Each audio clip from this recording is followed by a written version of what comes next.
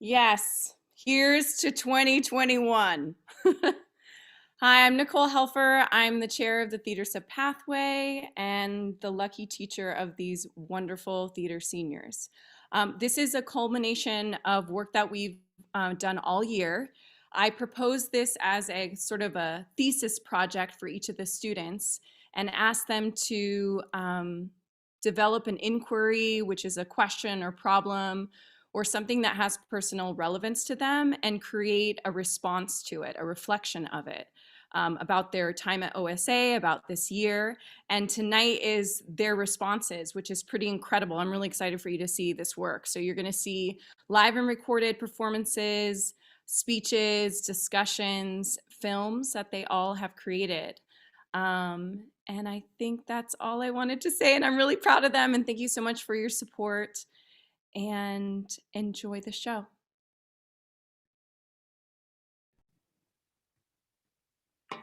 Hi everyone, my name is Jaylee and I've been in the acting area of concentration at OSA for 2 years now.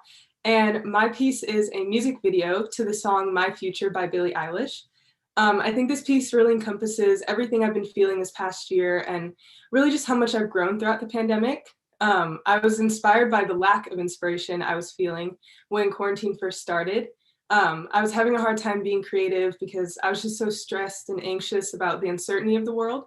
But over time, I've been able to remind myself that I'm still surrounded by all the things I love, and there's always a light at the end of the tunnel. So yeah, I hope you enjoy.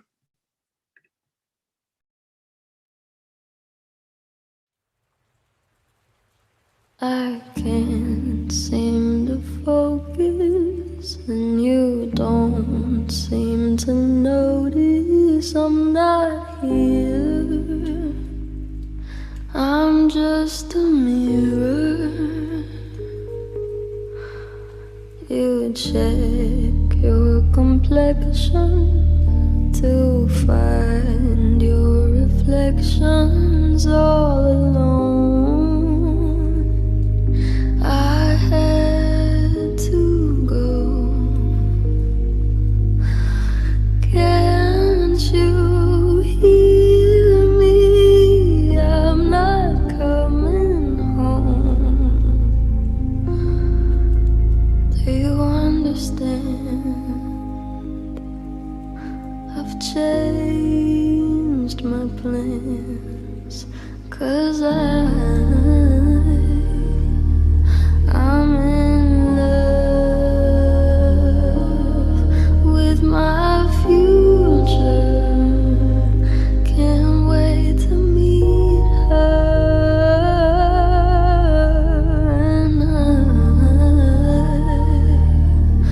I'm in love, but not with anybody else. Just wanna get to know myself.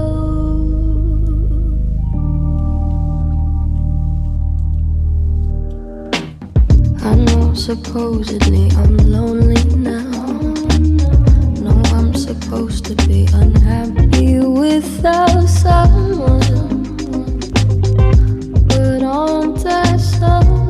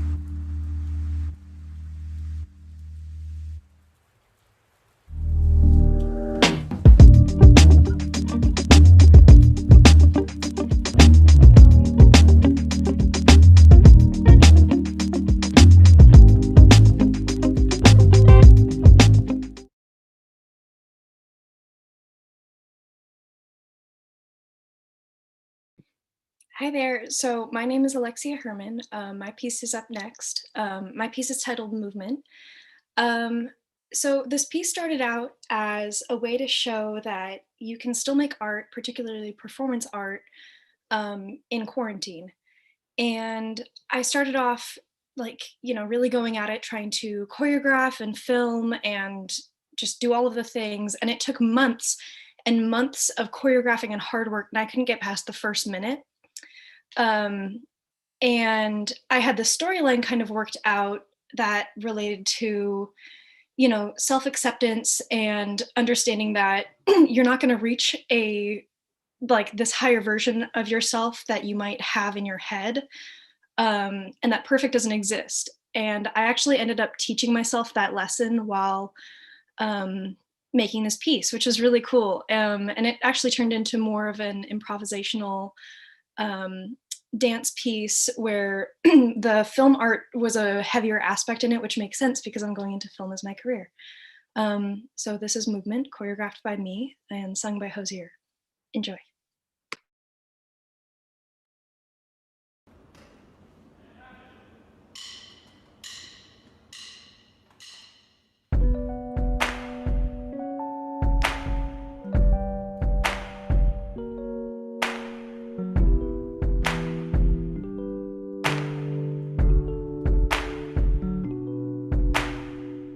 I still watch you when you're grooving, as if through water from the bottom of a pool. You're moving without moving. When you move, I move. You are a call to motion. They're all of you, a verb in perfect view, like Jonah on the ocean. When you move, I move. When you move, I'm put to mind of all that I wanna be. When you move, I could never define all that you are to me. So move me, baby, shake like the bird, the willow tree. You do it naturally. Move me, baby. And you are the right of movement. It's reasoning made lucid and cool. And no, it's no improvement. When you move, I move. And you're less balloon and leaping, or feathers there in sequins, honey. You're atlas and it's sleeping. And when you move, I move. When you move, I can recall something that's gone from me. When you move, honey, I'm putting all of something so flawed and free. So move me, baby, shake like the bird, the willow tree. You do it naturally. Move me, baby. So move me, baby, like you nothing left to lose, nothing to prove. Move me, baby. Move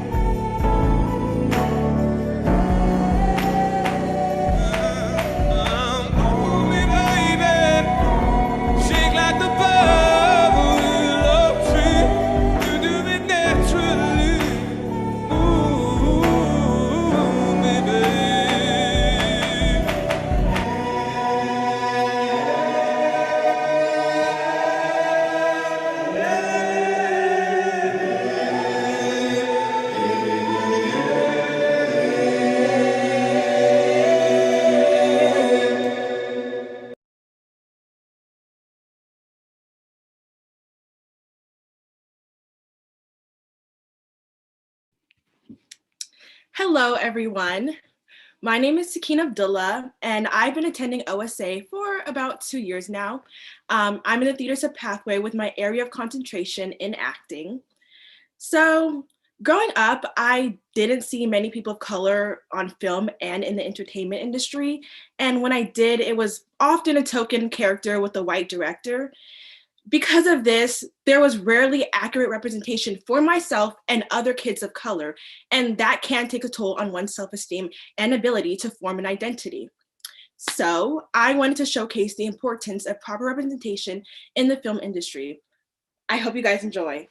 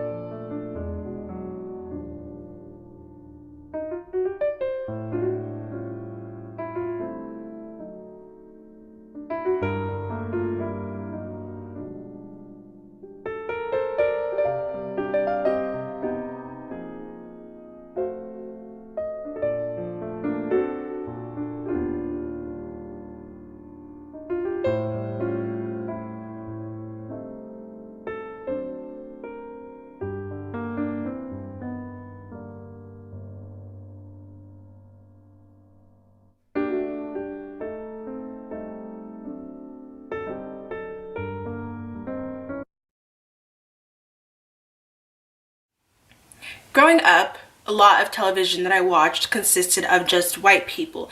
Even the cartoons were white people. But other than that, it was never very diverse.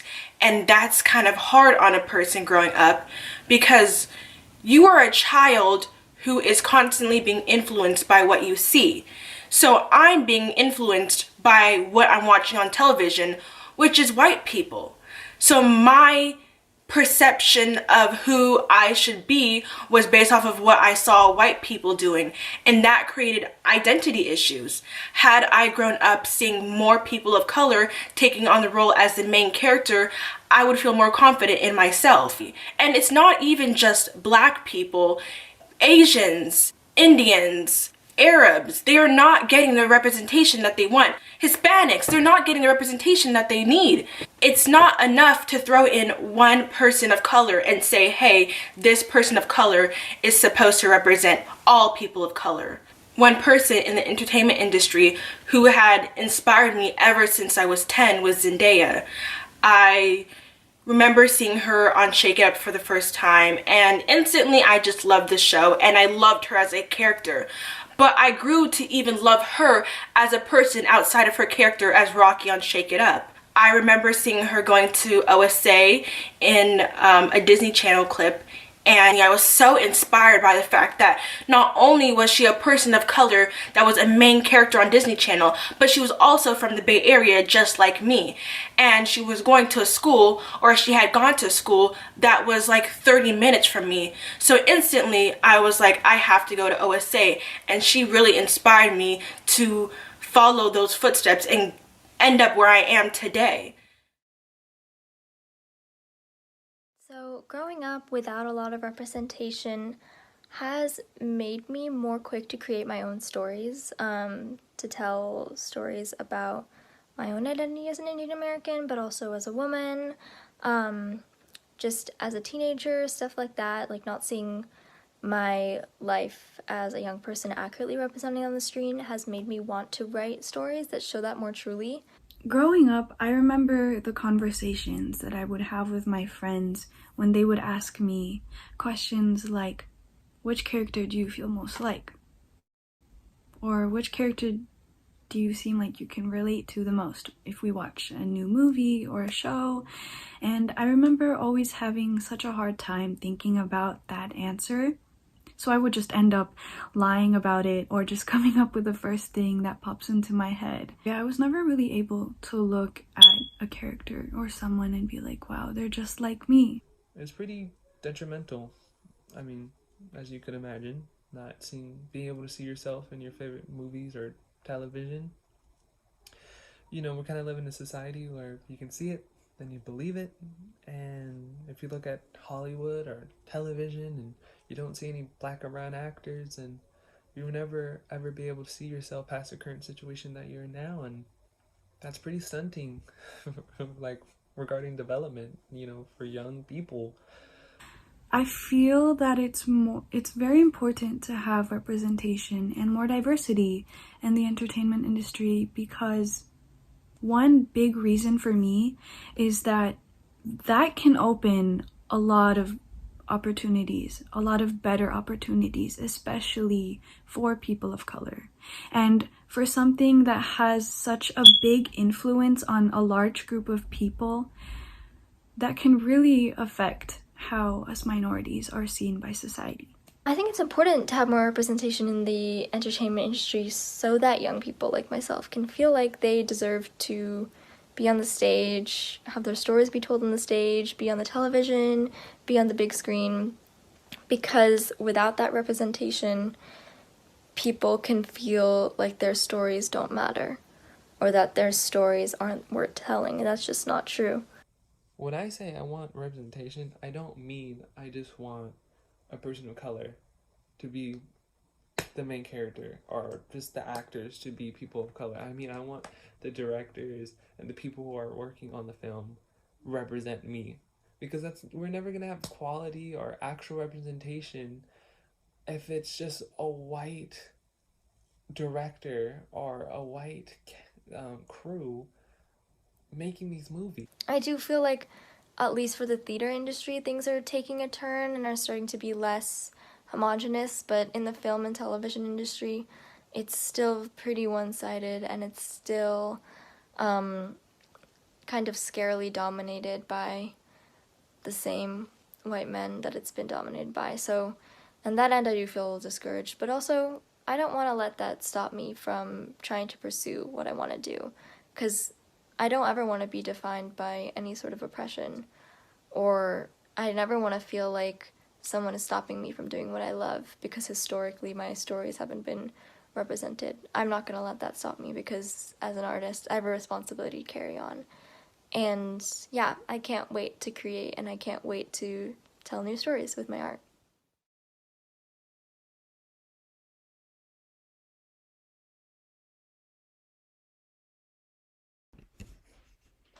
Hi! Hey everyone! I hope you're enjoying the show so far. My name is Annika Ingstedt, and I have been at OSA for 7 years. I can't believe it. My pieces are a conglomerate of acting, singing, and dancing, all of my loves. I collaborated with some lovely peers, and I hope that my work conveys the multitude of avenues that mental health can manifest in our lives. I hope you enjoy.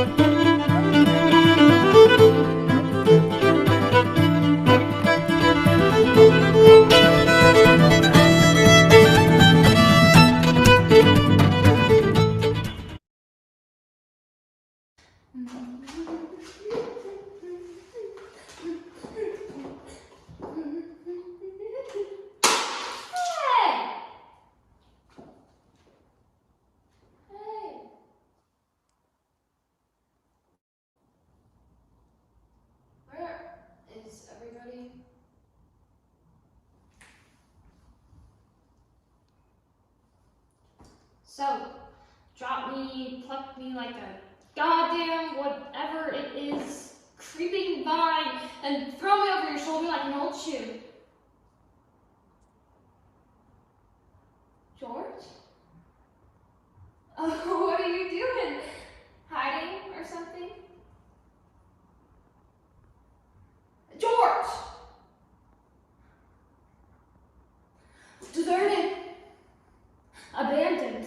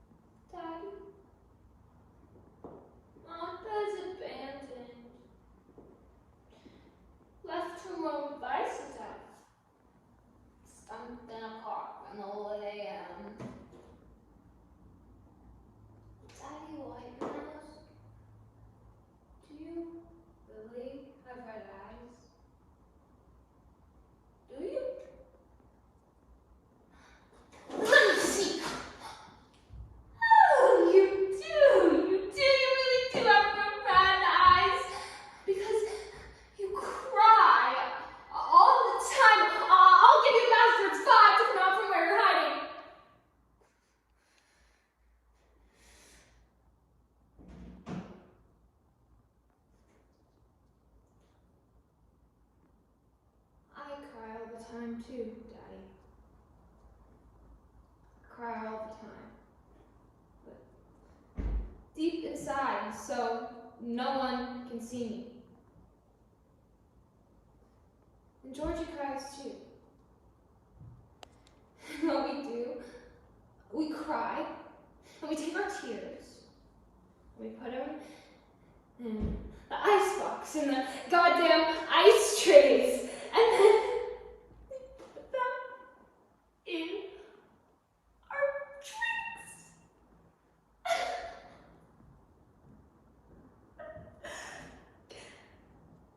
Up the drain, down the tap, death thrown into my head. The poker night.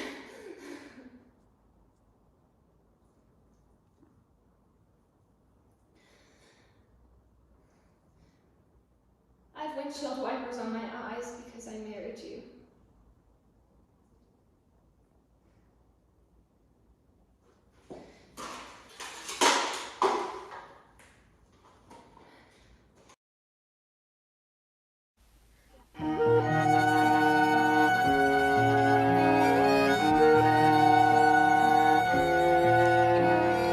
Many nights we've prayed with no proof anyone could hear.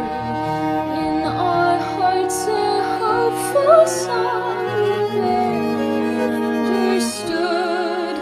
Now we are not afraid, although we know there's much to fear. We've been moving mountains long before we knew we could.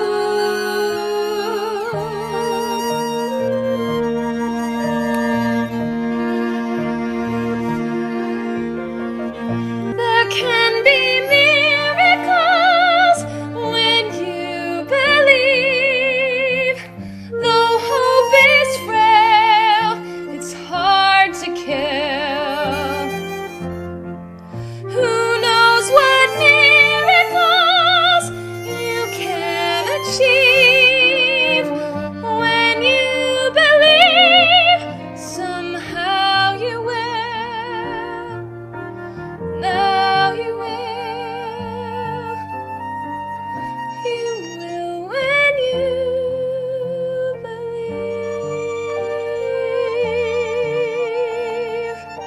You will when you believe.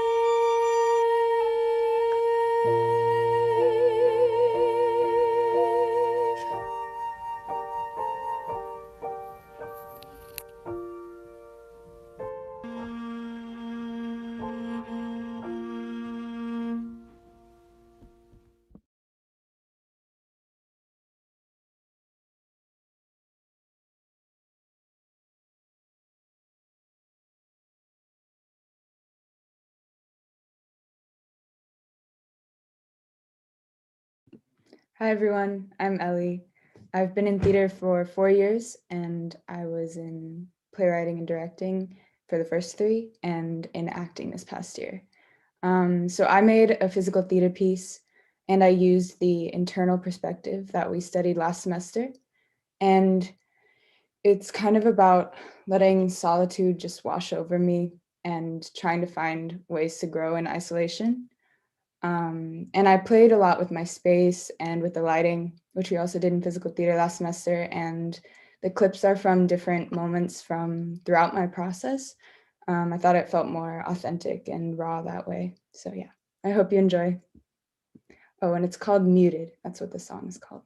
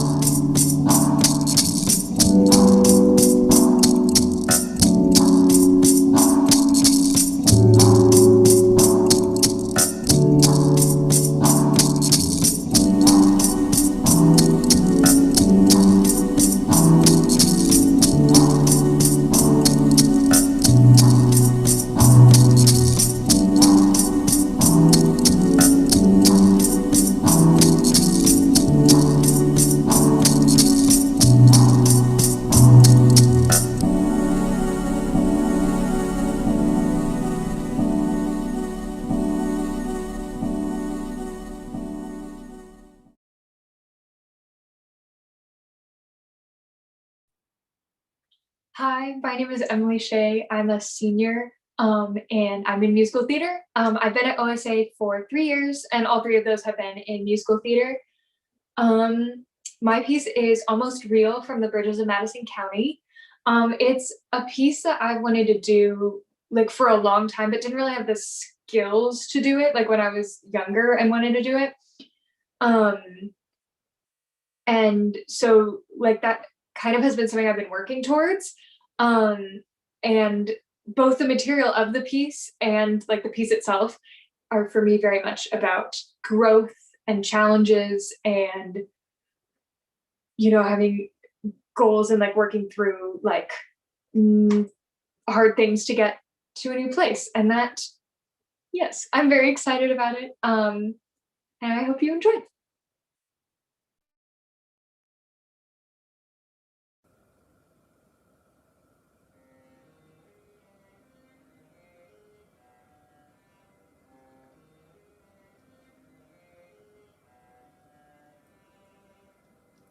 When a girl grows up in Napoli, there are roads laid out before her, and you understand I'm speaking of the times before the war. When a girl grows up in Napoli, she is more or less a target for her mama's expectations, for the boys' infatuations. All she gets is one decision. Will she give them what they want? My sister Chiara wore tight-fitting sweaters, unbuttoned just so. Chiara would squeeze every drop of attention wherever she'd go. Chiara said, Cesca, you must be prepared. Chiara would act as though nobody cared. Chiara would laugh at me, quiet and scared. But I dreamed of a flat in Siena on the market square, with a book and a pot and a window and a single chair, far from lonesome, far from Chiara, almost real.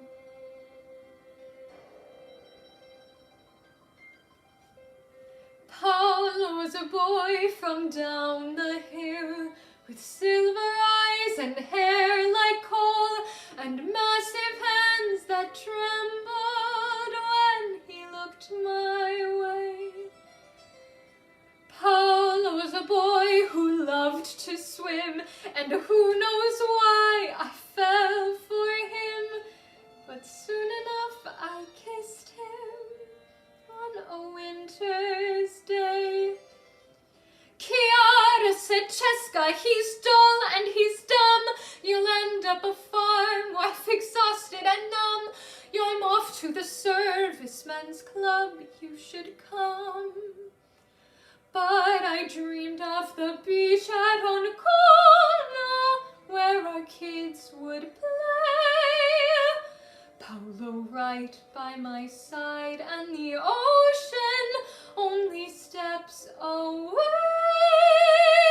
Close to heaven, far from Chiara, almost real.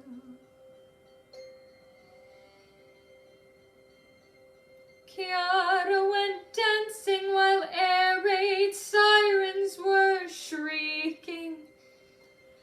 Chiara would open her legs just as easy as speaking.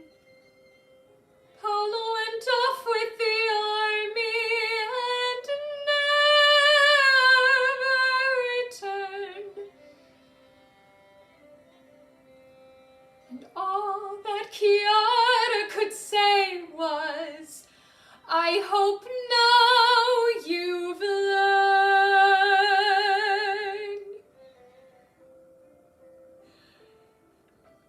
And the streets were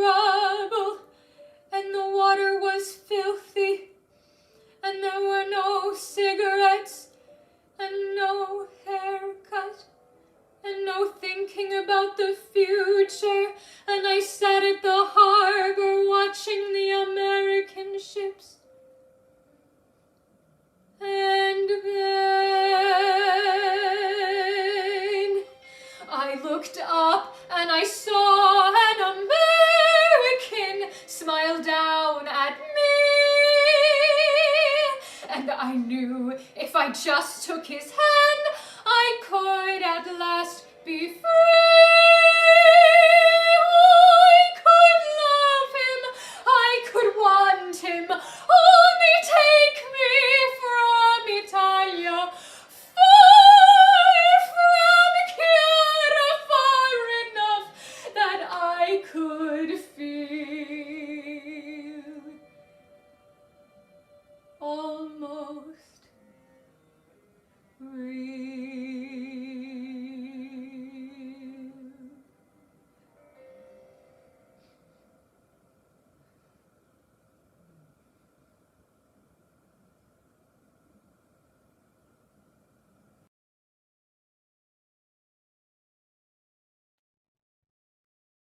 Hi everyone, my name is Grace Canallen, and this is my first year in theater, but I was in vocal for 6 years. And really my introduction to music and acting was through folk music, primarily Gaelic folk music from my dad. And when I started taking voice lessons, I was really young, and I became obsessed with the rules and rigidness of classical and musical theater. And as I continued down that road, I found that because I was so obsessed with that, I was sort of losing some of the passion I had for the storytelling aspect of art and music and acting. So for this piece, I've chosen a Scottish Gaelic folk piece. And I think it really brings me back to my roots and the beginning of this entire journey, which is freedom in music and art. And I'm excited for you all to see it. It's called Oran na Cloiche, and my dear friend Cassidy is playing the violin. So I hope you enjoy.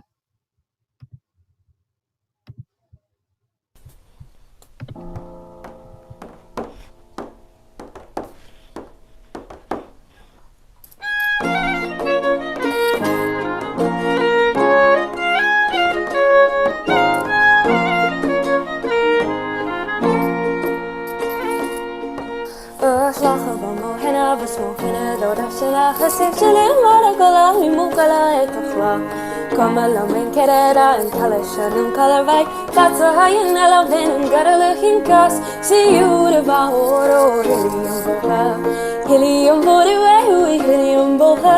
See you the Bahoro, Helium Boha. Gakurin na chichiram when you who see go falach. It's not good at snatch it a giller skill over just a haye on the fire and sending. Jabbing a mahili, honey, shingamach. See you the Bahoro, Helium Boha. Helium Boha, Helium Boha. See you the Bahoro, Helium Boha. Munin verjar, nigam bacher agesmach. Nach leitje non gaf, a fere hoeke saas, is de vion trigger de chaniga a chicken plach. Mahures yeten lar, we gaan lullig win villager. Boya horset haie, stal in a mach. See you the Bahoro, Helium Boha. Helium Boha, Helium Boha. See you the Bahoro, Helium Boha.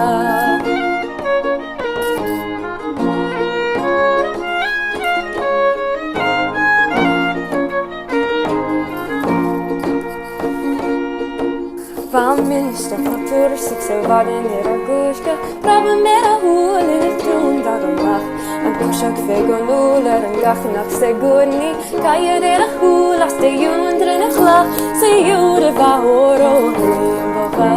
Helium Boha, Helium Boha. Se jude Bahoro, Helium Boha. Shin for Augusta, Sessa Gria Fegolara, Gasmicha Kerira, Ginia Kaja Kafla, and Bora Vaher, Gajin Mishamara, Kisam Gumbi Vari, a Fagola Bech, see you the Bahoro, Helium Boha, Helium Boha, Helium Boha, see you the Bahoro, Helium Boha. Gun dorsjes da vasje, ga geen zu gebracht in dat toger femular in dat barja nisbek Harude gila yan Kushkun kuja dakhun dami Penya hukasa si hila jirie Si yura vaoro Helium boha Helium bode wehui Helium boha Si yura vaoro Helium boha Si yura vaoro Helium boha Helium bode wehui Helium boha Si yura vaoro Helium boha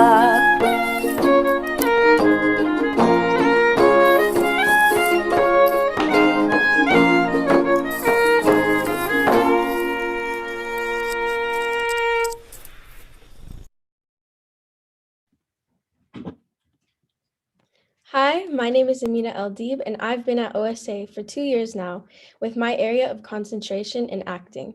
My project addresses my character development over the important and influential years of high school with a happy ending. This topic personally resonates with me because my viewpoints and attitude and behavior have expanded for the better, and I have learned gratitude and so many other beneficial traits along my high school experience. At OSA, I've learned and grasped more about theater and my passion for it in a couple years than I ever have anywhere else before, which is how I was able to put this story to life. I am eager to showcase my love for theater and storytelling, and I hope it inspires you, whether that's to make you laugh or start appreciating life more. Thank you. This is Full of Great. It all started as a questionably dressed freshman was so excited to take on her high school years. That is until she met her poorly behaved, what are you looking at? Sophomore self, who then sees what an emotional train wreck her junior year self is.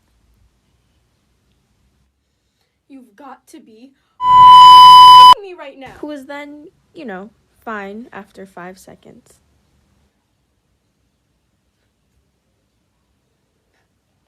Eventually, she turned out all right, but it wasn't always like that. It's only 94. I'm freezing. Well, barely ate a thing. Anyway, so many people were starting to tell me that my complaints were getting too much. I was starting to think I was the problem. Could it be? No. I mean, my mom even sent me to Egypt until I fixed it. So third world. So, for the sake of literally everyone around me, I tried to do something about it. Only because I was tired of hearing people complain. It was making me complain. She got herself to do some research out of genuine desire to get better, from the comfort of her family's home in Egypt. It took all night, but she finally came up with 3 ways to start practicing gratitude. On the first day, she decided to write a letter expressing her thankfulness to someone she loves. Her second challenge, God, I'm so hungry, was to go a whole day without complaints. I mean, I can just make food. You know that feeling where you have absolutely nothing to wear? I was just gonna say, I'm feeling the opposite of that. On the last day, she decided to write some positive quotes and hang it up where she could see them. She even wrote them herself. Once she started getting in the habit of being grateful, she noticed herself smiling more, observing good things, and actually enjoying her life without picking every little thing apart. And yes, she eventually made it back home.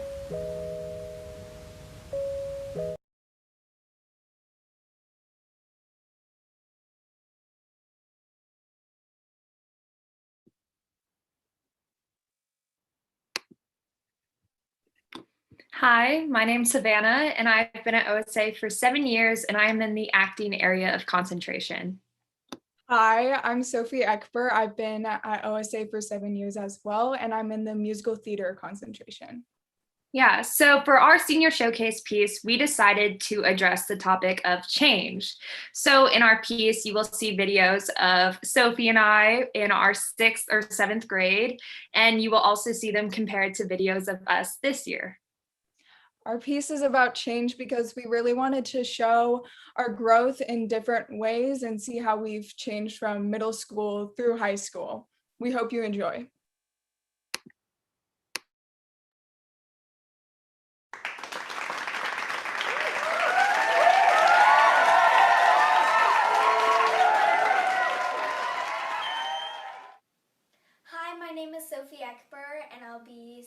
a song from Mulan, Reflection, and yeah. Who is that girl I see staring straight back at me? When will my reflection show who I am inside? When will my reflection show who I am inside?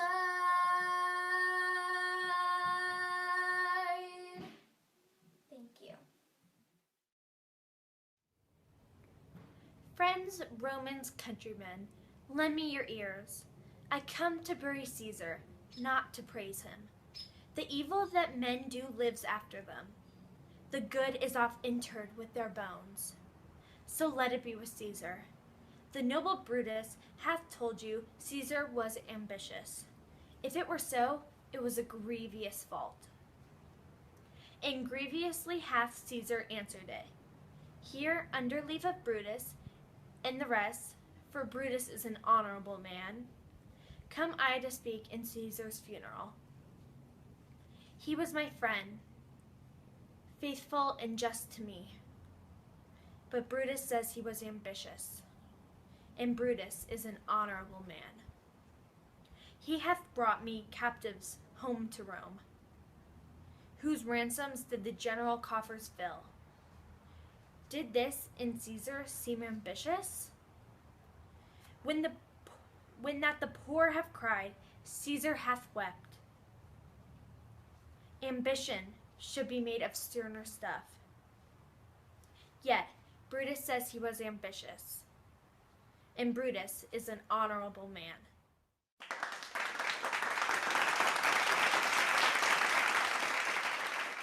Hi, my name is Sophie Ekber, and I've prepared Before It's Over from Dogfight.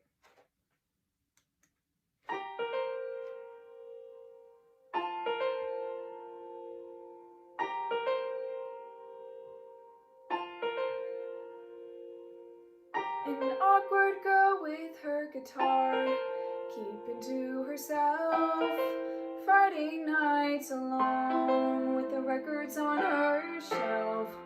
A waitress pouring ginger ale and coke, someone you ask out as a joke. I've been that girl who fades away, accepting what I've got, stuck in what I am and everything I'm not. I've only seen this tiny world I'm in, where I can only be what I've been.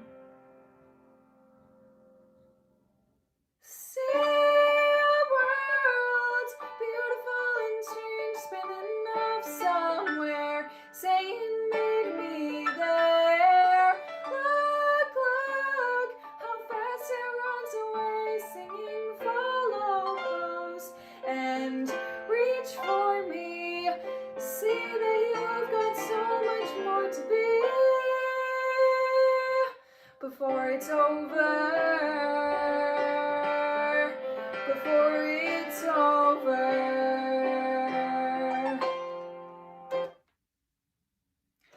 Thank you. Hi, my name is Savannah and I'll be playing Miranda from The Tempest by William Shakespeare.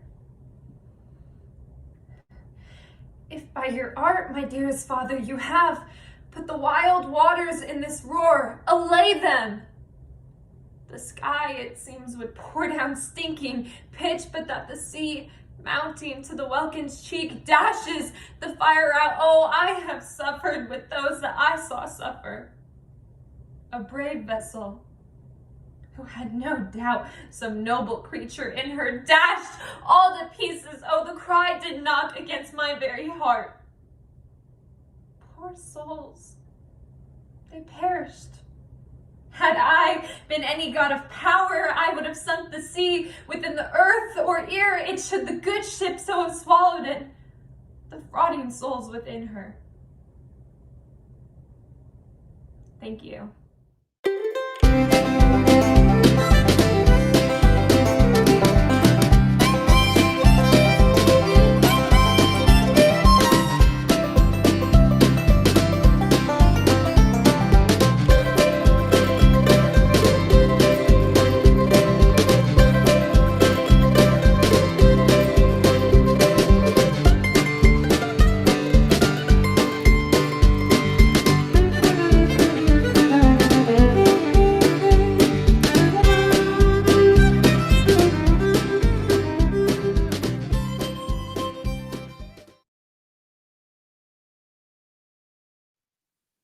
Sophie, 7 years in the OSA theater department. What have you learned? I feel like I've learned more about who I am as a person, and I've really grown to appreciate my family and everything that they've done for me, and my friendships, and how important the support of others is throughout your life. How about you? I would completely agree on that support throughout your life aspect.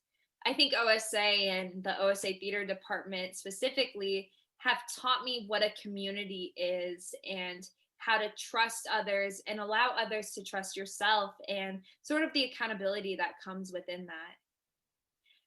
Rather than what you've learned at OSA, how do you feel you've grown at OSA? I feel like I've definitely become a more independent person from 6th grade. And I feel like I've gained more of a self-love and confidence within myself, and just having more love for myself. How about you? Yeah, I definitely have gotten more confident since I was 11 years old. I think that's safe to say that everyone has. But I think the biggest thing in how I have grown is that I've discovered my strengths and weaknesses, and just what situations to put myself in order to guarantee that I am successful, and how to really set myself up to be the best of my ability. Well, with that, what do you think OSA has taught you, and what are you going to take from that into the future? I think one of the things that OSA taught me that I'm going to hold on to for the rest of my life is to put my all into everything I do, whether that ends in failure, in rejection, in disappointment. As long as I am doing the best of my ability, as long as I am putting 110% effort into something, then I should be okay.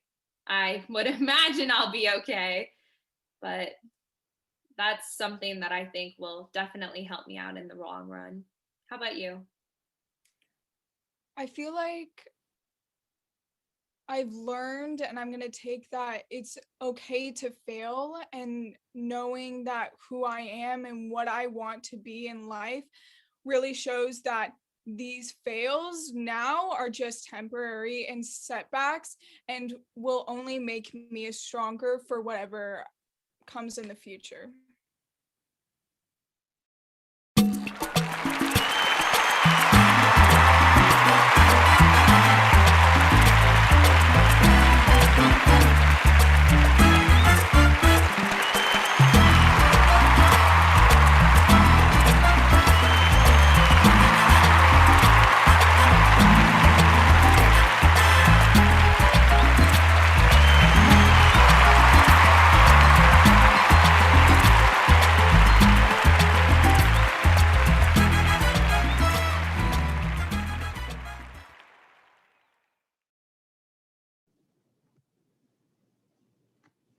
Hi, I'm Jax Franks, and I've been at OSA for 7 years, 4 of them being in theater, in the musical theater area of concentration. And for my piece, I choreographed and performed to the song Cellophane by FKA Twigs. And I really wanted to showcase through my dancing kind of having to wrestle with the inner critic in order to free yourself and do what you really want to do with your life. And yeah, I hope you enjoy it. Didn't I do it for you? Why don't I do it for you? Why won't you do it for me? When all I do is for you. They wanna see us alone. They wanna see us apart. They wanna see us alone. They wanna see us apart. And I just want to feel your love. And I don't want to have to share our love. I try, but I get overwhelmed.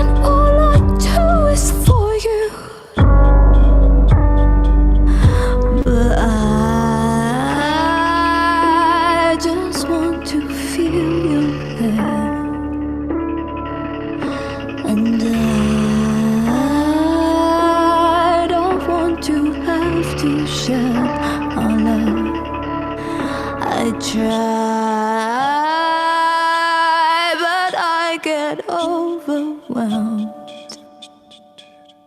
when you're gone. I have no one to tell. They're waiting, they're watching, they're watching us. They're waiting and hoping I'm not enough.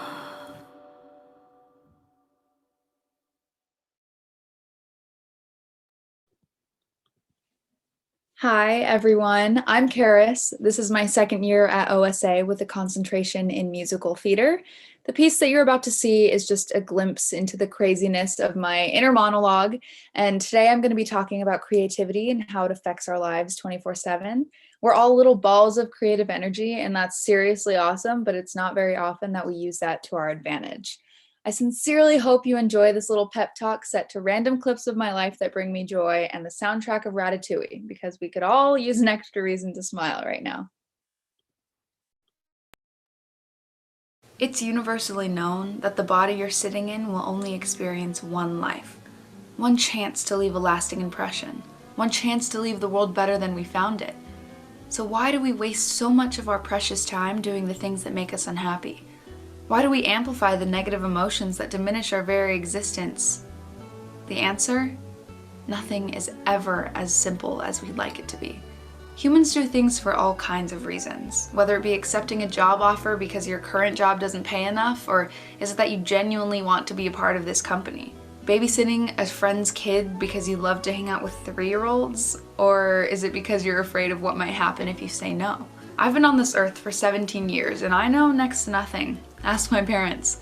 But what I do know is that our lives can be and should be so much more than statistics. If any of us hope to escape the 9-to-5 life we're so intensely haunted by, we have to mobilize our creativity and fall back in love with being who we are. Everyone has creativity brewing inside of them. Maybe you see others that have no problems with channeling it whenever and wherever they feel like it, but what about you? You may be thinking, I'm not very creative, I can't paint, can't sing, can't dance, can't. And I'm here to tell you that you can. You can't be Picasso or Michael Jackson, but neither can anyone else. You can only be you, and that's more than enough. A common misconception is that creativity means art and only art. This is so far from the truth. Creativity is anything and everything that makes you light up or reminds you of how exciting it is to be alive. Anything and everything can be creative if you make it so.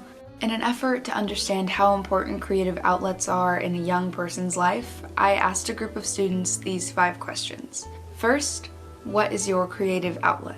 My outlets are endless. The things I love to do range anywhere from reading, meditating, and exercising. The answers I received to these questions were inspiring and eye-opening. Drawing, playing video games, running, journaling, listening to music, writing music, performing on stage, skateboarding, filmmaking, editing videos, dancing, graphic design, and so much more. These are all activities that have quite literally shaped the lives of those closest to us and continue to do so.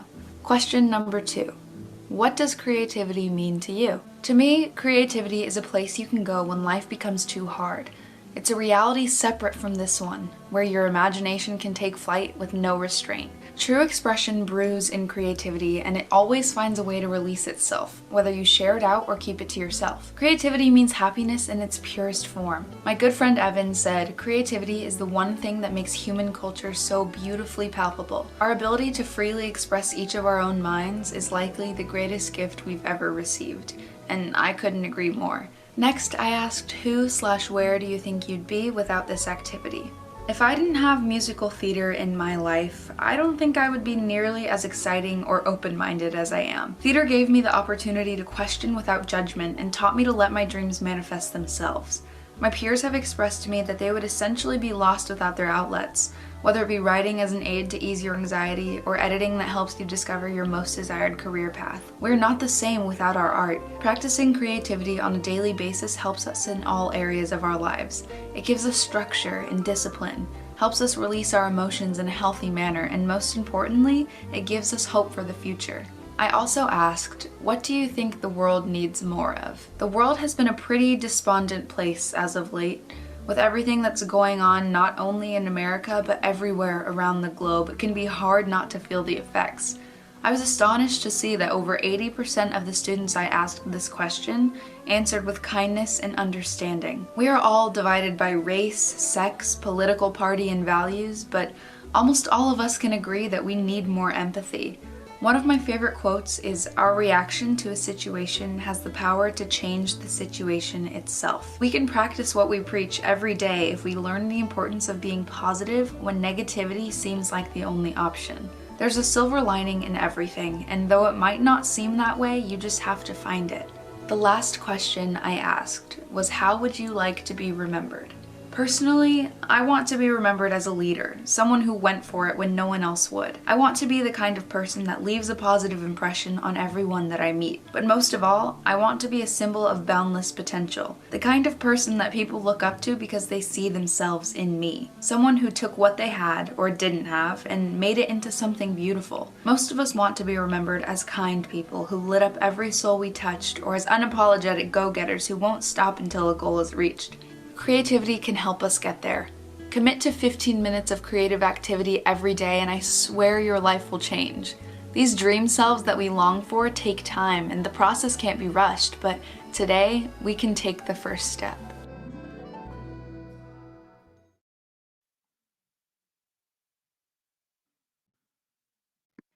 Hi everyone, my name is Abigail Harrison and I have been at OSA for the last 7 years in the theater pathway and the last 4 years in the musical theater sub-pathway. In my senior showcase, I wanted to address the inevitability of change, how it is always forthcoming, whether you're ready for it or not. I thought it was the perfect subject to address with this new chapter for all of us starting. So more specifically for me, it's the balance of excitement and sadness. Having spent the last 7 years of my life at OSA, it has become my second home, but I am extremely excited for this new chapter, and I hope that this song accurately represents this. So this is So Anyway from Next to Normal by Brian Yorkie.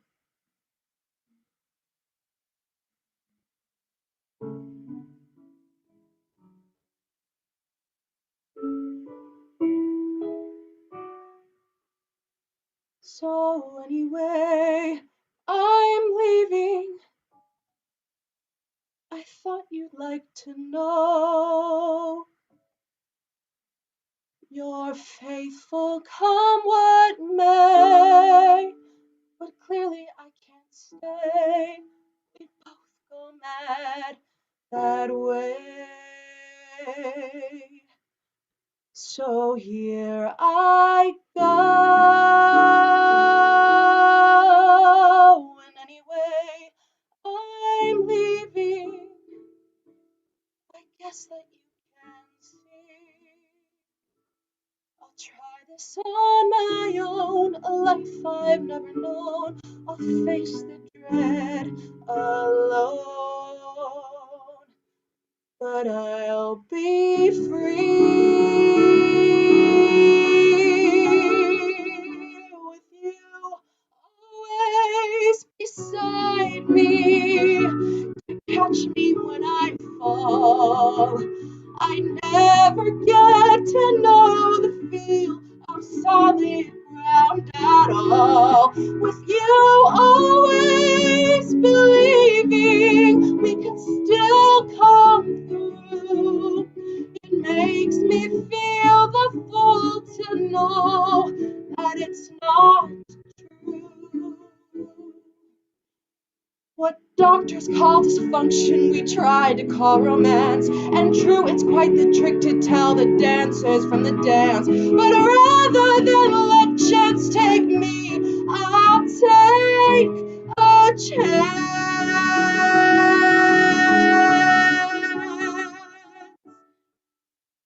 I'll take a chance on leaving. It's better staying down. I loved you once, and though you you love me still, I know it's time for me to fly.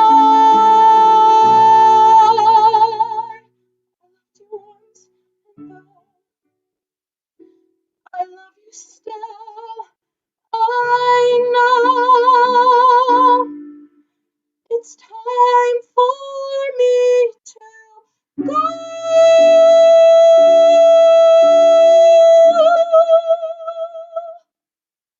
And so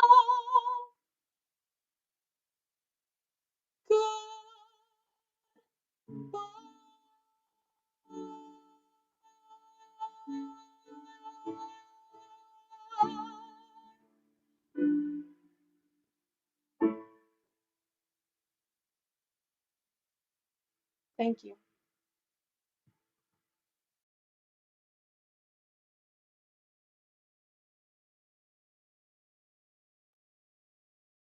Dirt, shame, garbage, darkness. Not a literal one, but an emotional one. Every day you feel like this awful, dark color. You can't escape it. Close your eyes, disappointment. Open your eyes, disappointment. So you close yourself off, so nothing can disappoint you ever again. Of course, this only adds to your strife. When others reach out, you turn inwards. You ignore them. You talk to yourself. Because of course, that's the logical thing to do. Reject any offer of assistance because you're afraid of appearing weak to someone. Someone who wants to help. But one day, you'll realize that you need that help. That it's not weak to talk to someone. And you'll send a text. You may or may not regret that text. But it's going to be a necessary one. One that will help you learn a lesson of connection, of reaching out with others. You'll learn that these seemingly small moments of vulnerability are what make you you. You'll realize that these seemingly small moments of vulnerability are what make this world worth walking in.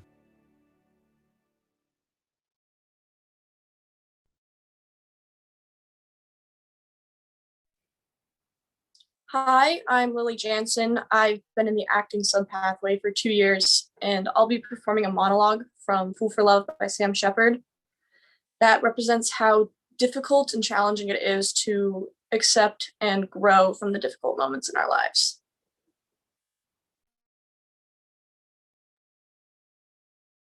Hi, my name's Lily Jansen, and I've prepared May from Sam Shepard's Fool for Love. See, my mother,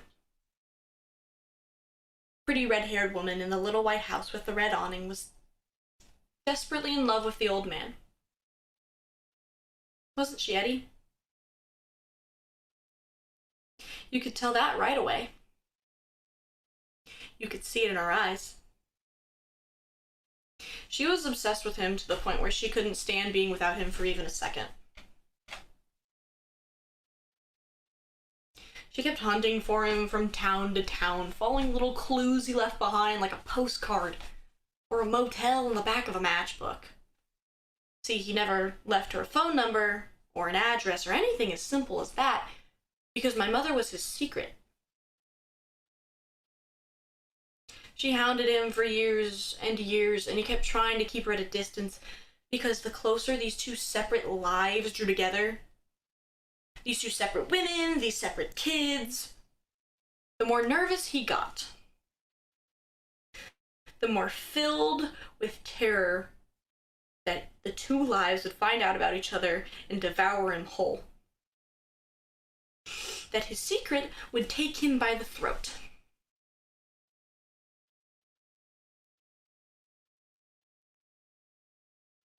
I remember the day we discovered the town. She was on fire. This is it, she kept saying. This is the place. Her whole body was trembling. She kept squeezing my hand to the point where I thought she'd crush the bones in my fingers. She was terrified she'd come across him accidentally on the street because she knew she was trespassing. She knew she was crossing his forbidden zone, but she couldn't help herself.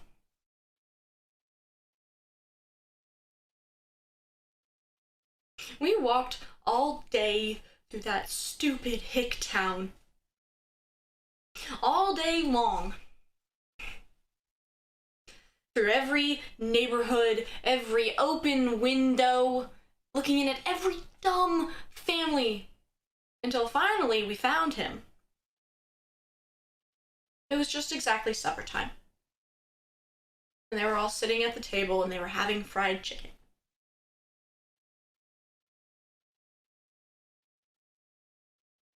That's how close we were to the window. We could see what they were eating.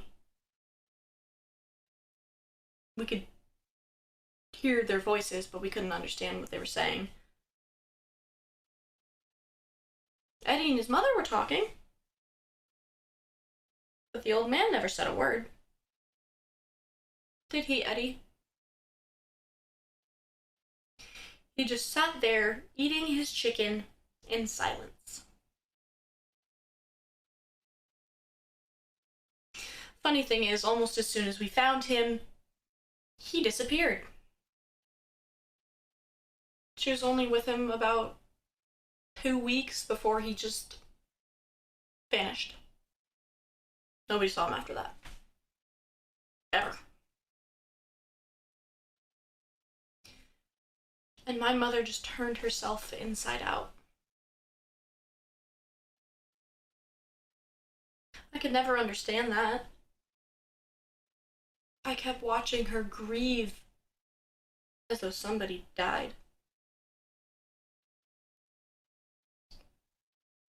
She'd curl up into a ball and just stare at the floor. I couldn't understand that because I was feeling the exact opposite feeling. See, I was in love. I'd come home from school after being with Eddie, and there'd she be, standing in the middle of the kitchen, staring at the sink.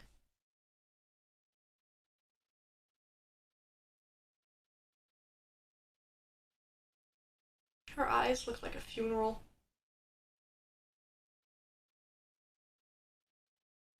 I didn't know what to say. I didn't feel sorry for her. All I could think of was him. And all he could think of was me. We couldn't take a breath without thinking about each other. We couldn't eat if we weren't together. We couldn't sleep.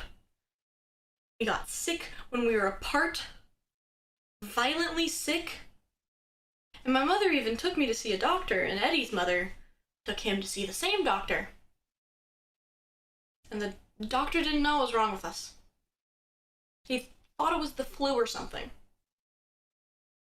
And Eddie's mother had no idea what was wrong with him. But my mother knew exactly what was wrong. She knew it clear down to her bones. She recognized every symptom.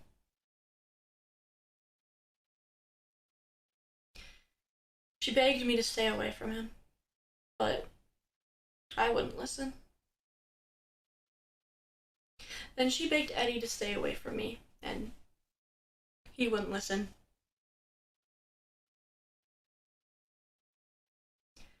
And then she begged Eddie's mother. And Eddie's mother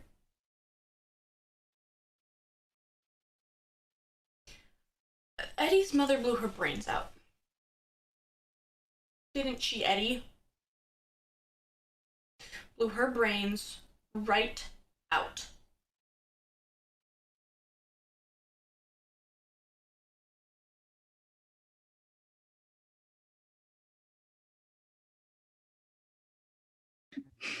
Pardon me.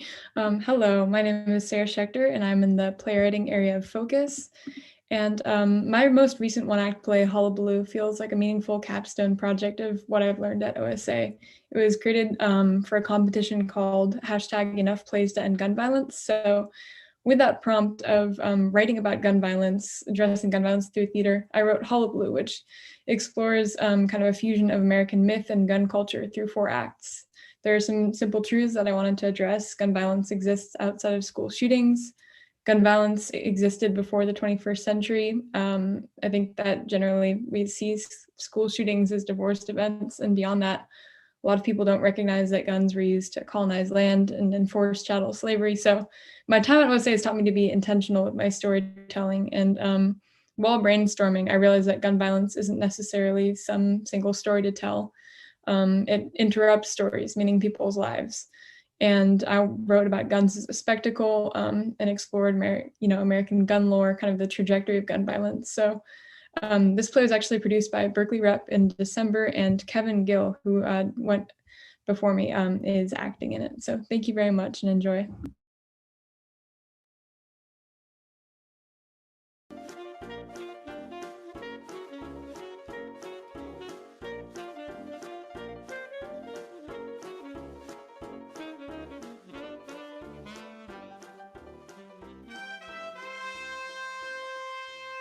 The other way around. Well, hello. Welcome out to Berkeley, California, this fine afternoon, gents and ladies. I am Hunter, also known as the Hunter, also known as Hunter Hank. And I am your ringmaster, your leader, your uncle, your gent for this here traveling show. I am sure glad you put down your dime to see Hunter's Great Hullabaloo. The greatest show, not just in the world, but in all of history. I am the wordsmith and the ringleader for the brilliant acts you'll be seeing tonight. I will show you the stories of the land that you're sitting on and the beasts that earned it. And what exactly made it so great. Now, while our acts are getting ready, you enjoy your peanuts and popcorn. Ahem. I have a riddle for y'all. You gotta guess who I'm talking about. Whoever can put a name to the individual I'm describing will get a surprise. I am American, like white crosses, red blood and blue lives. I put the buckshot in your beef, the ball in your brain. Who was it that hushed the griot, shot Lincoln, King, and the Kennedys too? It was me. Spreading like a fire on your prairie, manifest destiny. Fathered by Saxons and mothered by the Anglos, raised by the colonies, devourer of pheasant, pig, partridge, boars, and bobcats, hippos, and lions too, oh my. Conquered King Phil, but rebuked by Pontiac. I beat steel, but germs beat me. Faithfully at the side of Daniel Boone and Jesse James, America fell in love with my voice years ago. Built to kill, but fun for toys. 6-shooters, powder caps. I dance on screens. Johnny Appleseed might well have planted bullets because I am everywhere. Well, maybe I won't be on the news for a while, but I'll be around. I stand my ground. Held by panthers or knights, you can try and coerce me with fire, water, brute force, but my favorite amendment lets me do whatever I want. I am well oiled, ready to go, heavy with powder, the big iron on your hip, semi-automatic and rapid fire, double barrel, always loaded. What's my name? Gatling, Smith, Wesson, Remington, Coke, Heckler, Colt, Beretta, call me the devil, but I'm just metal and wood. Now, who am I talking about?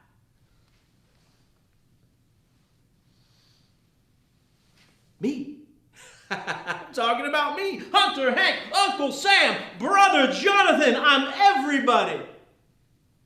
Anybody get it? Nobody got it? Well, that's okay. Sit tight for the grandest show in history. All for you.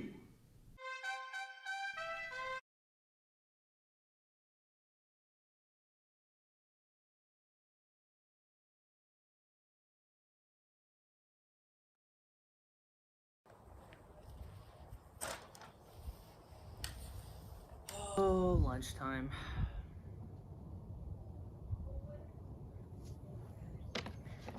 I think lunchtime is the worst time of the day. Just sitting here, alone, eating a banana every single day. Nighttime's pretty bad too, though, actually. You just lie there and think about all the dumb stuff you did. And then the hours in between, when you actually do those dumb things. Mornings, not too good either. You just lay there and you think, would anyone really care if I got out of bed? Really care? Probably not. Probably not.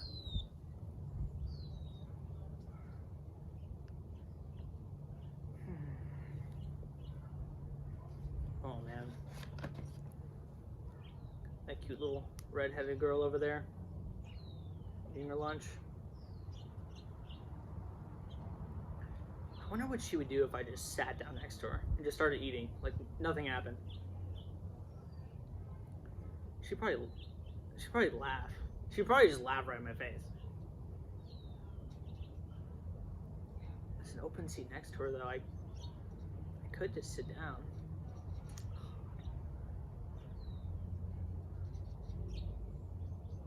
Such a coward. She wouldn't even think of looking at me. She hardly ever does look at me. What?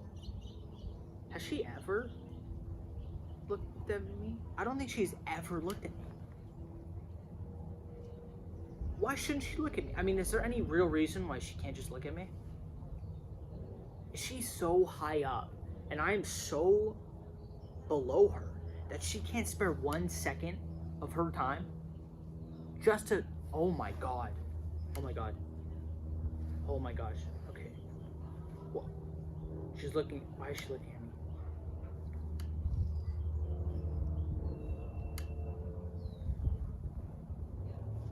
Just chill. Just chill. Oh my god. Why is she looking at me? What is going on? Oh my god. Stop.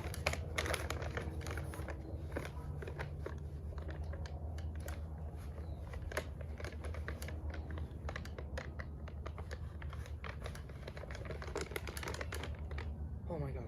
Just chill. Just chill.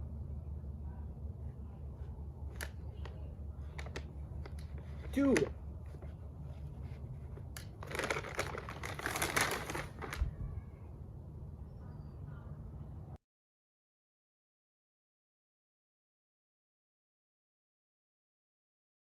Hello, my name is Tristan Thistlethwaite.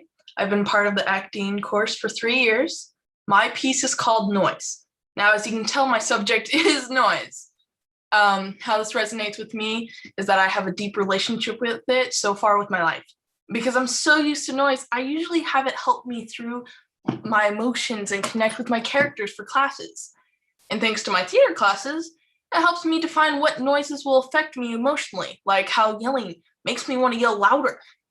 But otherwise, I hope you enjoy my piece. Thank you.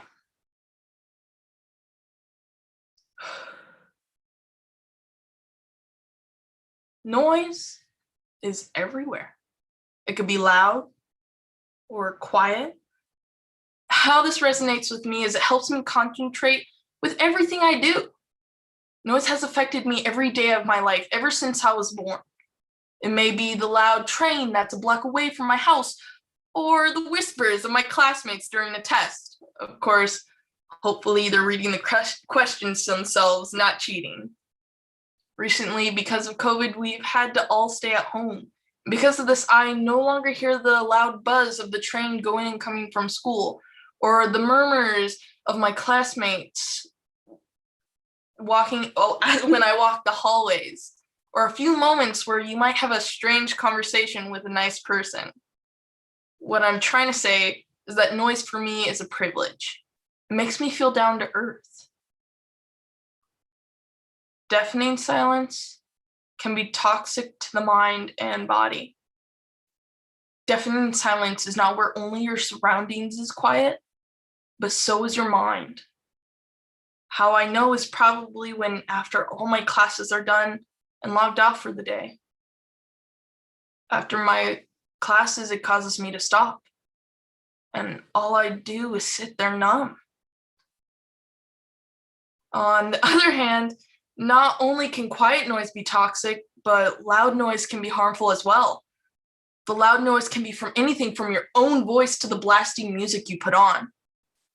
What toxic loud noise does for me is it tries and makes me feel something when I feel numb. It usually happens after class, but after I'm done yelling, all it does is make me feel even more lonelier than when I was before I yelled. Because the room I sleep in is the quietest, I make random bursts of noise to try and help with the distracting thoughts that'll have me sitting in my room for hours. I've had to leave my room because of how lonely and scared I'll feel, even with my family in the other room. Noise is what helps me through my life, and yet being in the city, it seems so very quiet. Noise may not just be a part of my life, but it might also be a part of yours. This experience has allowed me to connect with my emotions more than I ever had, allowing me to connect with my characters for theater. Thanks to my theater classes, I feel honestly emotionally better and can accept that I can overcome my desire to continue to have constant noise in my life.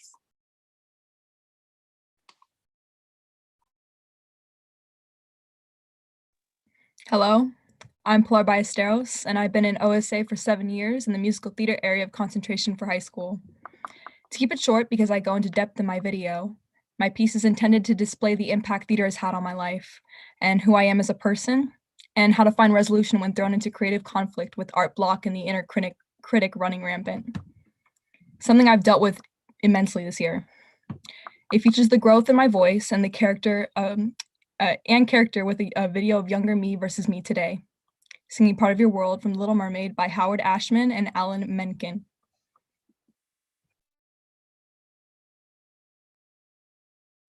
This is me, 5 or 6-year-old me respectively, performing on stage for the first time. I lend credit for my preparation to my mom, who encouraged me to try out performing.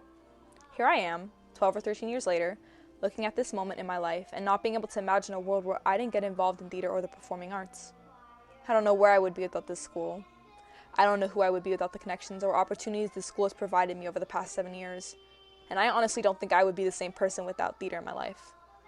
I've grown so much as a person, a student, and an artist. Theater provides a safe space for me, an outlet to be myself without judgment, and for the first time it felt violated.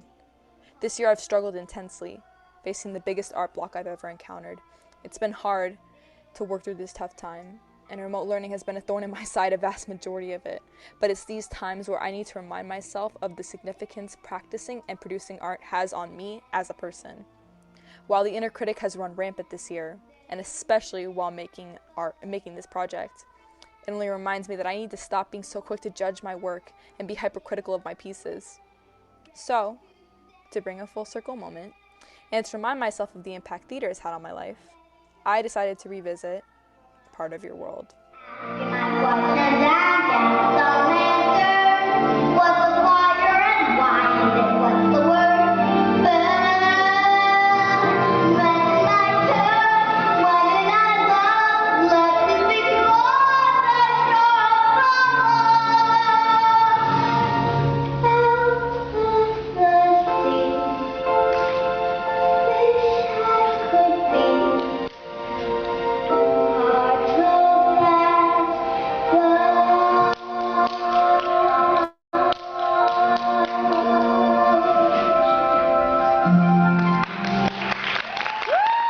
And without further ado, here's 18-year-old Pilar revisiting the song that started it all.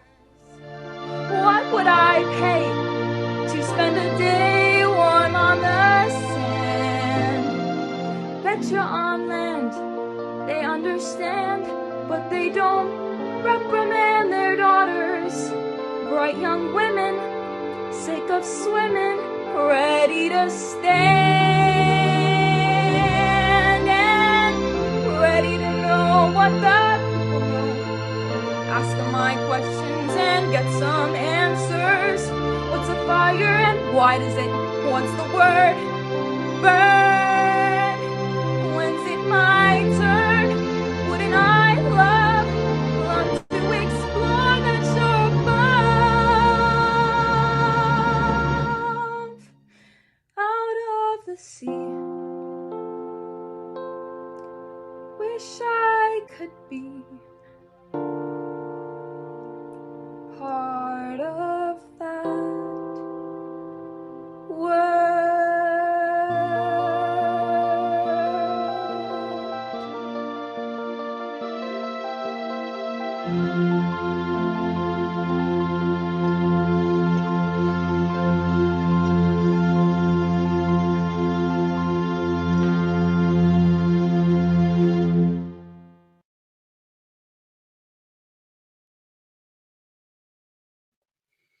Hey seniors, it's Miss Helfer. I wanted to say one more thing at this showcase for you, because I know that your time is coming to an end and our time together is coming to an end, and gosh, I'm really sad. I'm gonna miss you all so much. It's been such a wonderful ride. And I wanted to sing a song for you. And it's a song that Stephen Sondheim wrote. And it's a song about goodbye, but it's not a goodbye forever. It's just a goodbye for now. And I sing this to you to wish you the best of love and luck and light as you move forward into your futures, which I know are going to be so amazing. And I'm really excited to hear about all the adventures coming your way. And I hope that you'll keep in touch. Yeah, so here's my song for you. I love you so much.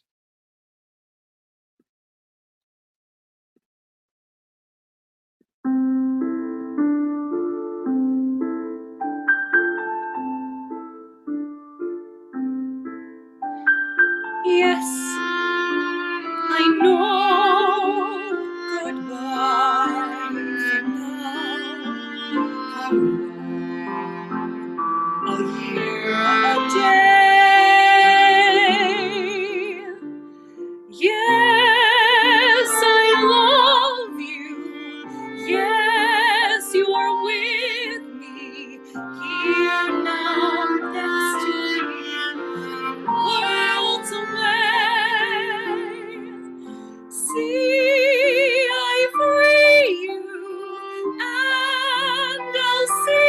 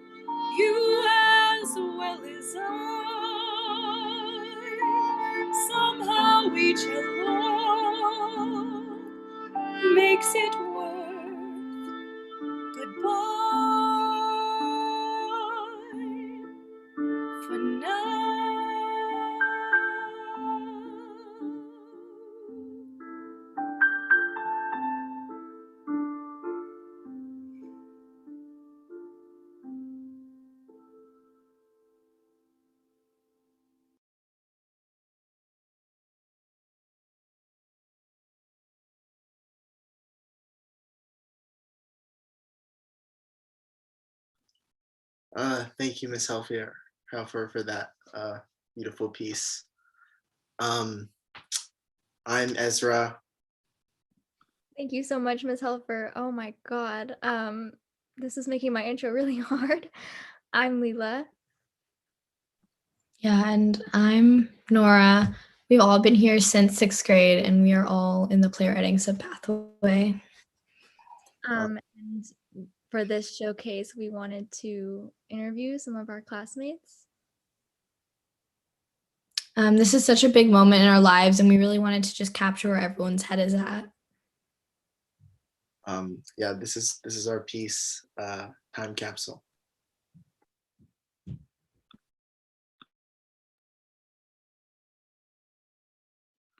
So I'll just start recording right now.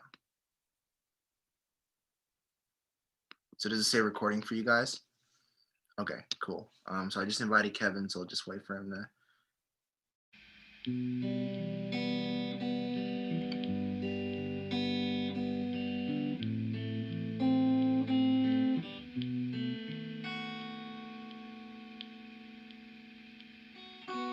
Hopefully this recording is okay and it's not like bad, and it doesn't sound everything. But hi, Kevin, welcome. Thank you so much for participating in whatever this is and just kind of figuring it out with us and going along with us. I really appreciate how flexible you've been. So yeah, I guess we'll kind of get started. The first question I kind of want to ask you, Kevin, is in 3 words, how are you feeling right now? Right now, I'm feeling excited, worried, and just happy. The way that I'm feeling right now, summarized in 3 words, would probably be stressed, excited, and a little tired. A little stressed, chill. Nervous, excited, and hungry. Yeah. Are you nervous about the protest later or excited about the protest later? Yes, I'm excited about the protest.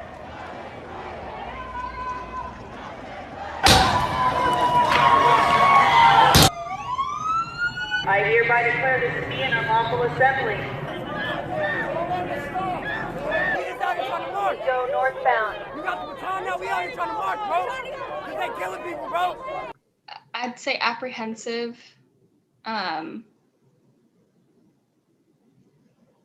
What's like the opposite of hopeful? Scared a little bit, just for like future of me and future of everything. Toasty, excited, and probably happy. My favorite song is The Good Life by Sammy Ray and the Friends. Carry Me, I think it's called Carry Me Out or Carry Me Home by Mitski. Garden Song by Phoebe Bridgers. But yeah, I feel like that might be a popular answer. I don't know if this is my favorite song right now, but it's always one that reminds me of like home and relaxes me. It's Lovin' in My Baby's Eyes by Taj Mahal. Oh my gosh, Levitating by Dua Lipa and DaBaby. That song, it makes you feel so good. I don't know what it does. It releases endorphins though.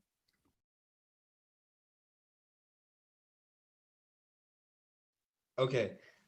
So I have 2 role models. I have so the one that really like got me to like even like pursue like any art form was Donald Glover. He's like the person that like I like looked at and I said, I think this is who I want to work with one day. He said something like, he said, a lot of people say they can't do things, but they never try to do it. And he said, you should just do it if you're interested in it. And that like kind of just sparked something in me that just made me want to do something instead of saying, I can't do it or I won't do it. Just try it. My voice teacher would be my role model, just because she is a very kind person and very like open and caring. My role model was Zendaya. I remember seeing her on TV because, like, growing up, I didn't really see many people of color on TV. And then I saw her, and she was the main character, and she was in this show that I loved. Like, I loved Shake It Up. So I grew up watching everything, like every episode of Shake It Up. I listened to her music. I love the song Replay. I don't know, my parents, my dad, they're just working super, super hard right now, and it's difficult times for everybody, but things are starting to look up. And yeah, my parents are just a big inspiration for me, trying, they're very positive and hardworking people, and yeah, they're awesome. I might have to go with my mom on this, just because during COVID, she was very much so my rock, and she's just been very helpful for me in this past year, and I couldn't thank her enough for that. I think personally, my mom, just because she is like the smartest person I know. She's like just like a really hardworking person. I just feel like I feel really lucky that I have a good relationship. I feel like a lot of people around this time have like a really rocky relationship with their parents. And I just feel really lucky that I can look up to like strong people in my life that have made a difference in like their own way, even if it's a small fraction of like the whole puzzle. That's kind of what I want to do. Like, even if it's like making a really small difference, I want to do whatever I can.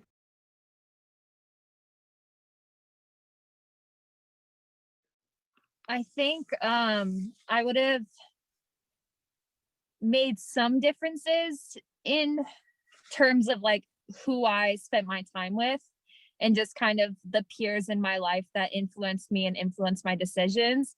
I think there would have been some adjustments I made. I'm definitely very grateful for every person that has come into my life, because they have led me to be the person I am today and knowing kind of like right versus wrong. But I do wish like this place I'm in now could have came like years and years ago. I think I created these ideas of people that I really like stuck to, and it blocked me off from a lot of people that I think I could have been really good friends with. And it's sad to think of it now because we are leaving. Like in general, I wouldn't change anything because, I do have amazing friends and I am happy as a person. But I think that I could have made better connections with a lot of people if I was more open to it. I think I would just try theater earlier. I definitely feel like, man, everyone's been doing this since like they were in middle school, 6th grade, and I first started like I did my first school play in my sophomore year of high school. So it feels like I missed out on a lot. Sooner.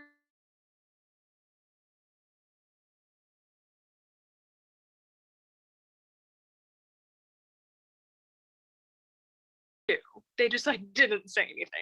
And so I think it would have done a lot like for my self identity and development as a young person, to like have more of a sense of community, like for people to know. I grew up in Orlando, and right like the summer after I figured out that I'm fruity, that's when the pulse shooting happened, was right after that. And so like not like being closeted at the time was very sad. And I think if I'd come out earlier, I would have been able to help things, and like there would have been like more of a sense of community instead of being like, wow, people just got killed because they're gay and I'm gay and 12 and I don't know what I'm doing. So yeah. I don't know. I just feel like I feel like when you're a kid, you have so many like paths, and now it's like you're supposed to choose. And I just wish I'd done more things so I felt really sure in the path I was going to. I'm not mad about where I'm at, but I know I could have been a lot further if I did put in the work. So.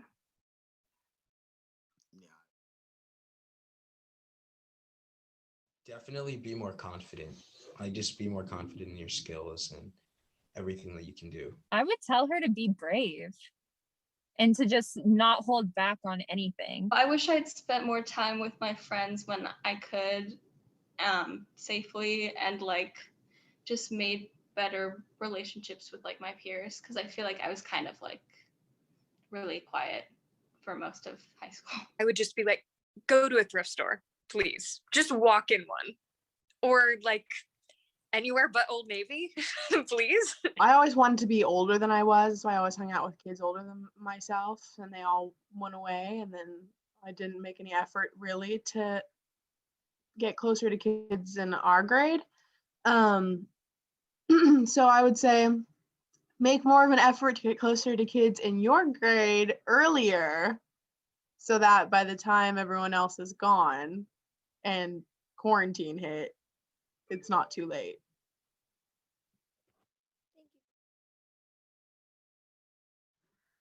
On stage, accepting an Oscar. Starting my master's degree in speech, language, and hearing sciences. In 5 years from now, I hope that I'll be cast in something, hopefully even small parts. I hope like at that point I'm getting into my acting career and going to more auditions. Hopefully I'll have like be part of a talent agency. I would love to have a job in the next 5 years. I'd love to be living on my own, maybe buy my first apartment, go apartment shopping. I have been fantasizing about that like for years now, of what IKEA furniture I'm gonna put in it. To get like a good paying job, you have to like get a go to graduate school. Like it's so crazy. And even going from like my sister's 26 and I'm obviously 18.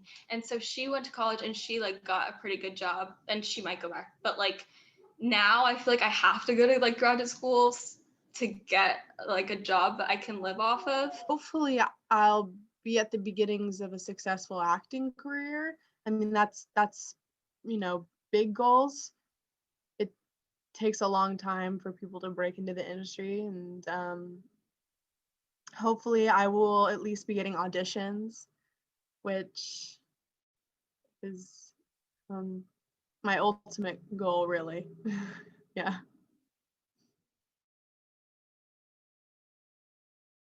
I think things will at least get better from where they are now.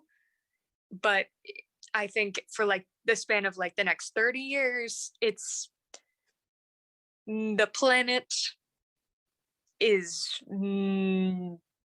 disintegrating into like horrid climate change, late stage capitalism nonsense. And at this point, there's not a whole lot that we can do.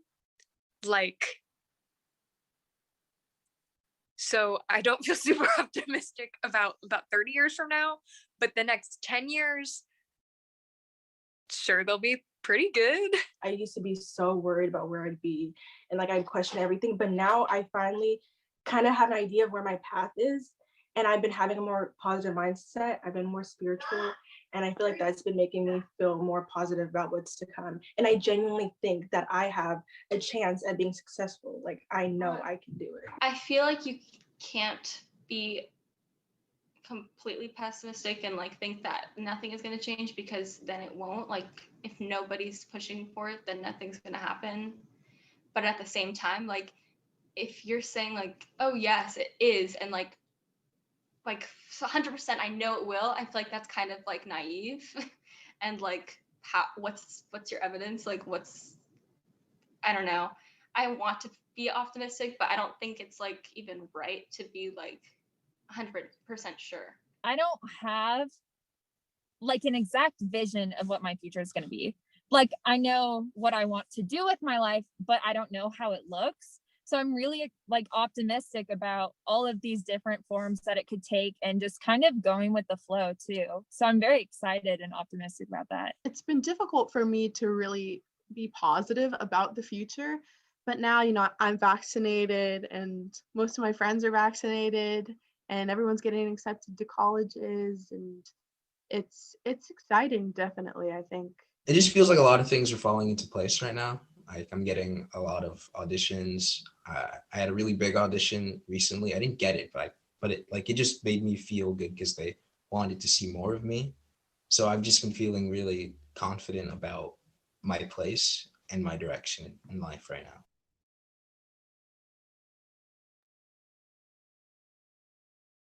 I think there's going to be like something really crazy happening with something happens in Russia that's like super whack and crazy. Like I feel like Putin's going to do something absolutely nuts. Give it till like 2023 And I think it's going to turn into the Roaring 20s. I think there are going to be festivals left and right. Everyone's going to want to go. Everyone's going to want to party, live their best life like there's no tomorrow, just because everyone's going to be in the back of their head like, okay, a global pandemic could start in a couple weeks from now. Like, am I going to say that I lived my life before it happened? I think that like the climate is just going to get a lot worse, a lot faster that like even than we might think right now, because like nothing's happening and like we just continue to do nothing. The thing is, I want to make a prediction about how the world will be, but I have no clue. I couldn't even predict coronavirus coming. So I couldn't even predict what else is to come, to be honest.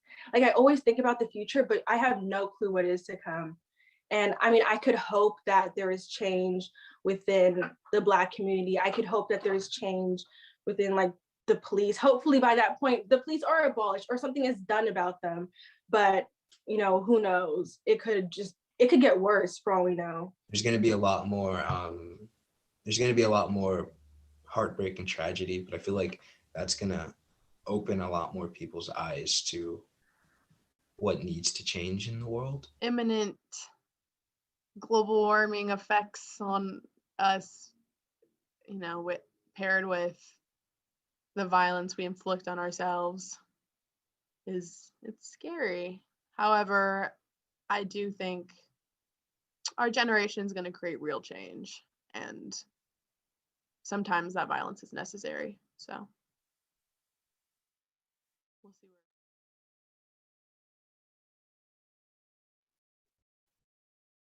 Capitalism. And because I legitimately think that it is the cause of most problems. Honestly, I'm gonna be honest, I'm gonna go with saying I would change, like I would have like world peace and these wars, because personally I don't support the military. I feel like it's so bad what they're doing. They spend so much money on the military just to go to other countries to kill so many people for oil. I will push my car if that's the issue. Like, it is not worth people's lives. So, and then that's all you guys spend. That's my tax money is going to that, to kill more people over some gas to make my car go, or whatever oil is also used for. Like, it's not worth it. And I feel like that is something that I would change. And not even just like within America, like everyone is just fighting. Like, and most of these fights are so stupid. It's just men with toxic masculinity who just don't know what they're doing. Like, how are these people in charge of countries when all they do is fight over what? Like, I don't even know what half of these fights are for. Like, what is this war for? Like, what are we fighting for? Literally, what are we fighting for? What do we need? It's so crazy to me and stupid, honestly. I kind of wish like the Industrial Revolution had like never happened or something, like something big. Like we need like a really, really big shift.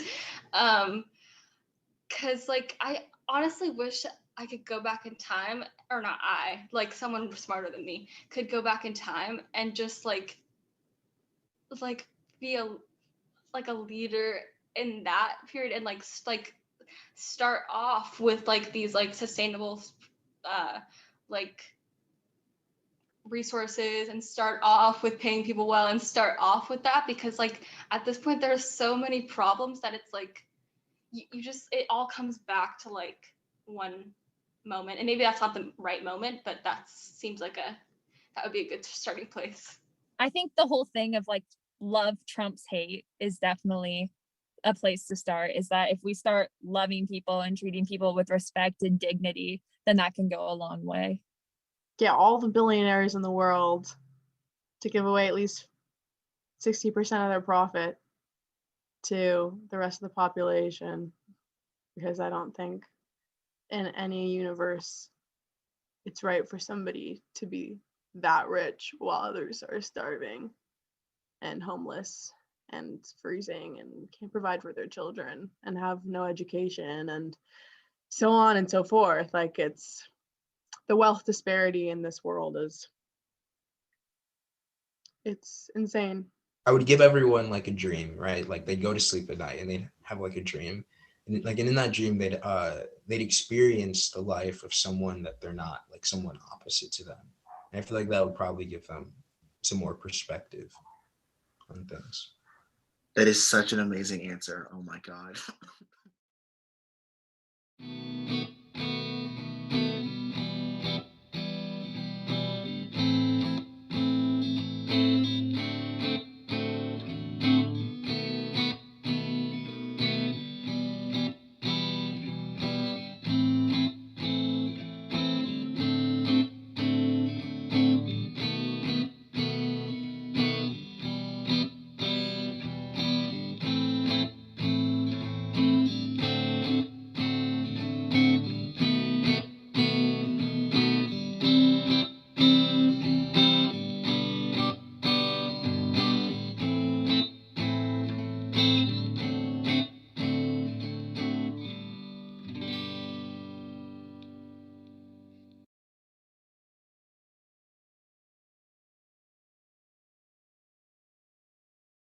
All right, let's give a virtual everyone from their own living rooms, just like cheering. Hats off to everyone in this Zoom, truly full of talent, full of optimism, full of hope, and yeah.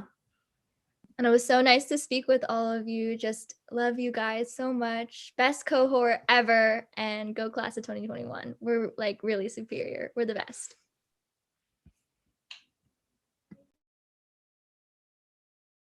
Yay, thank you so much for coming to our showcase. Even though you didn't go anywhere, you walked in.